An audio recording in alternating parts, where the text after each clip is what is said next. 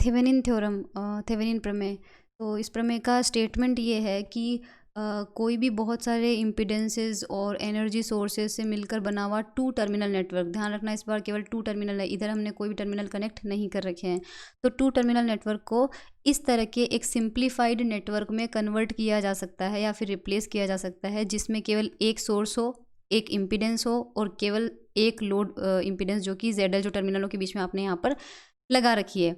लेकिन according to Thevenin इस Z equivalent की वैल्यू कैसे निकालेंगे? इस नेटवर्क में A और B टर्मिनल जिसके बीच में लोड कनेक्टेड है उसको ओपन रखकर उसके बीच में मापी गई इम्पीडेंस होगी Z इक्विवेलेंट, और इन्हीं टर्मिनलों को ओपन रख के इनके बीच में मापी गई वोल्टेज होगा E equivalent.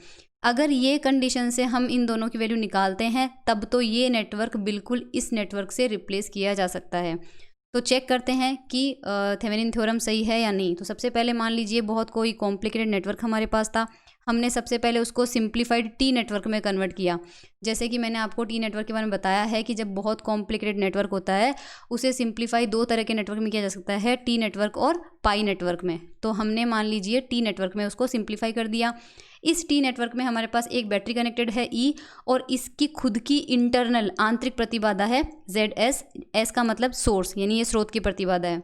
Z1, Z2, Z3 T network के एलिमेंट होते ही हैं, और ZL लोड इम्पिडेंस है जिसमें करंट हमें IL मिल रही है, और यहाँ से करंट निकली है IS। तो सबसे पहले हम बिना थेवेनिन थ्योरम के यूज़ किए नॉर्मल जो भी हमें इन्फॉर्मेशन पता है उस हिसाब से इसमें से करंट निकाल लेते हैं IL, ठीक है। तो IS निकालते हैं। सबसे पहले IS सर्किट की टोटल करंट है, क्योंकि बैटरी में से जो पहली करंट निकलती है वो है IS, और यही IS आगे जाके डिस्ट्रीब्यूट होगी Z2 में, ZL में, Z3 में। तो टोटल करंट सर्किट की है IS। टोटल करंट निकालने का तरीका क्या होता है? सर्किट का टोटल पोटेंशियल और सर्किट की टोटल इम्पीडेंस। टोटल पोटेंशियल तो बैटरी एक ही है तो E होगा, लेकिन टोटल इम्पीडेंस निकालने का तरीका क्या है? हमें इस IS को यहाँ से गुजारना है, तो पीछे की तरफ से शुरू करते हुए Z रिजल्टेंट इम्पीडेंस यानी परिणामी प्रतिबाधा निकालनी है। तो सबसे पहले ZL और Z2 एक दूसरे के साथ सीरीज कॉम्बिनेशन में है, जिससे कि हमें ये मिल जाएगा Z2 + ZL। इन दोनों का सीरीज कॉम्बिनेशन Z3 के साथ पैरेलल में आएगा, तो हमें Z3 के साथ इन दोनों का पैरेलल कॉम्बिनेशन निकाल लेना है। फिर इन तीनों का जो रिजल्टेंट होगा वो ZS और 1 के साथ सीरीज़ में होगा, तो इन तीनों का जो कॉम्बिनेशन है वो 1 और S के साथ सीरीज़ में आ जाएगा। ये सर्किट की टोटल इम्पीडेंस हो जाएगी, तो ये हमें दे देगा IS।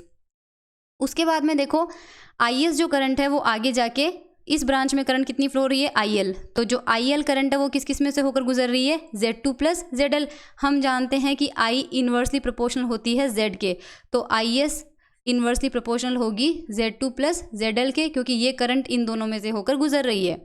अगर IL इधर चली गई तो बची कितनी करंट? IS में से IL जो बचेगी करंट वो Z3 में से होकर गुजरेगी। तो यहाँ से हमें मिल जाएगा कि IS - IL करंट, क्योंकि वो Z3 में से होकर जाएगी तो वो उसी प्रतिबाधा के इन्वर्सली प्रोपोर्शनल होगी। इन दोनों का रेशो ले लेंगे, रेशो आ जाएगा हमारे पास ये। ओके, इक्वेशन नंबर 2 को थोड़ा सा क्रॉस मल्टीप्लाई करके IL कॉमन लेके IL की वैल्यू निकालेंगे और वो मिल जाएगी इक्वेशन नंबर 3।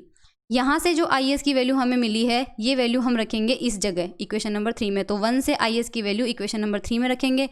तो वो देखो मैंने वैल्यू पुट कर दी है। थोड़ा सा मैंने नीचे ये इस टर्म को LCM लोगे आप, तो बाद में ये वाला टर्म इस टर्म से कैंसिल हो जाएगा, बचे हुए टर्म आपके पास ये आ जाएंगे। यहाँ पर देखो मैंने क्या किया है, S+1 जो है वो Z2 से मल्टीप्लाई होगा, 3 से भी होगा, L से भी होगा। तो सबसे पहले इस पूरे ब्रैकेट के टर्म को Z2 + ZL से मल्टीप्लाई कर दिया और वो टर्म आ गया ये, और फिर रिमेनिंग Z3 को जब इससे मल्टीप्लाई किया पूरे टर्म से तो वो टर्म हमने अलग से लिख दिया यहाँ पे। ओके, अब थर्ड टर्म में से और फर्स्ट टर्म में से कॉमन क्या आ रहा है? Z2 + L। तो वो कॉमन टर्म हमने यहाँ पर लिख दिया और अंदर बच गया ये वाला टर्म और बाकी रिमेनिंग पोर्शन हमारे पास आ गया। फिर इस पार्ट को हमने कॉमन लिया, तो फर्स्ट टर्म में से तो हमारे पास बचेगा Z2 + ZL और यहाँ पर ये टर्म डिवाइड हो जाएगा। यहाँ से इस तरह से हमें IL मिल जाएगा। इस टर्म को EZ3 के साथ ऊपर लिख देंगे, तो ये टर्म हमारे पास इस तरह से आ जाएगा और रिमेनिंग टर्म हमने नीचे लिख दिए, जिसमें से Z2 को अलग कर दिया, ZL को सबसे लास्ट में छोड़ दिया। कारण क्या है इसका थोड़ी देर में आपको पता चलेगा। ये तो हमने बिना थेवेनिन थ्योरम के यूज़ करके ZL में से फ्लो होने वाली करंट निकाल ली है। अब थेवेनिन थ्योरम के हिसाब से सिंप्लीफाइड सर्किट बनाते हैं।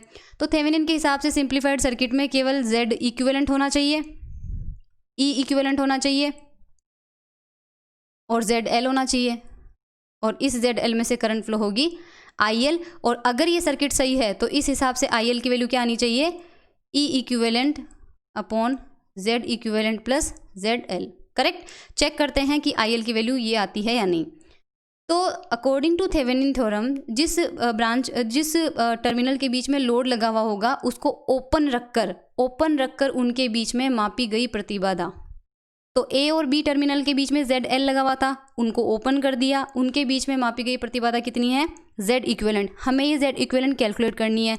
इसके अलावा थेवेनिन थ्योरम ने ये भी कहा था, थेवेनिन थ्योरम के अकॉर्डिंग जब आप A और B को ओपन रखते हो तो उनके बीच में जब आप Z इक्विवेलेंट कैलकुलेट कर रहे हो उस वक्त अगर सर्किट में कोई बैटरी या एनर्जी का सोर्स है तो उसे हटा के उसकी जगह केवल उसकी इंटरनल इम्पीडेंस आपको लेनी है। तो इस ZS के साथ में यहाँ पर बैटरी E थी, उसको हमने हटा दिया है और केवल उसका इम्पीडेंस रखा है। तो अब A और B के बीच में इक्विवेलेंट रेजिस्टेंस अपन निकालते हैं। तो पीछे से शुरू करते हैं। सबसे पहले S और 1 किस में है, सीरीज़ में। तो ये देखो S और 1 सीरीज़ में हो गए। इन दोनों का सीरीज़ कॉम्बिनेशन Z3 के साथ पैरेलल में है, तो Z3 के साथ पैरेलल कॉम्बिनेशन ले लिया। इन तीनों का कॉम्बिनेशन Z2 के साथ फिर से सीरीज़ में है, तो वो Z2 के साथ सीरीज़ में ले लिया। ये तो हो जाएगी Z इक्विवेलेंट। अब इनके ही टर्मिनल के बीच में पोटेंशियल डिफरेंस, थेवेनिन थ्योरम के हिसाब से A और B को ओपन रखकर उनके बीच में जितना भी पोटेंशियल डिफरेंस आएगा वो E इक्विवेलेंट होना चाहिए। तो अब देखते हैं, यहाँ पर E लगा हुआ है, वापस E लगा दिया। Z इक्विवेलेंट निकालने के लिए तो हटाते हैं E को और E इक्विवेलेंट निकालने के लिए उसको रखते हैं, क्योंकि अगर ये होगा तो ही यहाँ पे करंट जाएगी। यहाँ से करंट निकली I, तो सबसे पहले हमें E इक्विवेलेंट निकालना है जो कि A और B के बीच में होगा। जब ये करंट I Z1 में से होकर गुजरेगी तो आगे जाने के बाद इसके पास दो रास्ते हैं, Z2 में से जाना और Z3 में से जाना, या कुछ पोर्शन जा सकता है Z2 में, कुछ जा सकता है Z3 में। पर क्योंकि टर्मिनल A को आप खोल चुके हो तो अगर करंट Z2 में से जाएगी तो यहाँ जाने के बाद इस जगह के बाद उसको कोई रास्ता ही नहीं मिलेगा।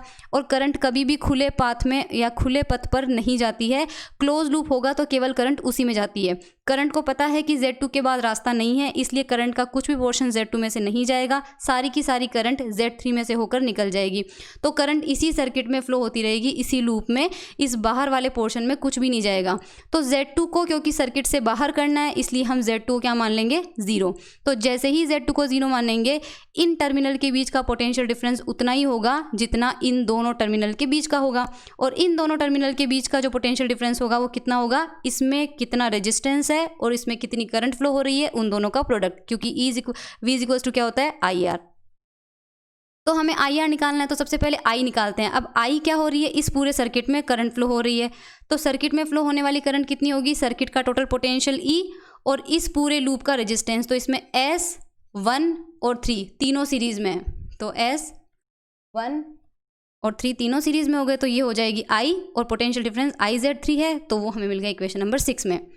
कंपेयरिंग 4 विद इक्वेशन 5 एंड 6, 5 और 6 में वैल्यू किस किस की है, Z इक्विवेलेंट और E इक्विवेलेंट की। सबसे पहले इक्वेशन 6 में ये टर्म देख लो एक बार। इक्वेशन 6 का जो ये टर्म हमें मिल रहा है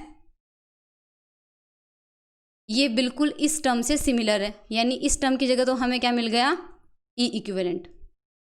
अब इक्वेशन 5 में देखो, इक्वेशन 5 का ये पूरा का पूरा टर्म जो है वो हमें कहाँ मिला है, इस पूरे ब्रैकेट के अंदर, यानी ये टर्म है Z इक्विवेलेंट। तो हमें IL का क्या मिल रहा है, E equivalent upon Z equivalent plus साथ में क्या है, ZL। यानी थेवेनिन थ्योरम के हिसाब से, ये थेवेनिन का सर्किट था, थेवेनिन के सर्किट से तो हमने सीधा यहाँ पे निकाला ही था, ये आ रहा था, और इक्वेशन 4 और ये वाला बिल्कुल सिमिलर आ रहे हैं, यानी कि थेवेनिन थ्योरम बिल्कुल सही है।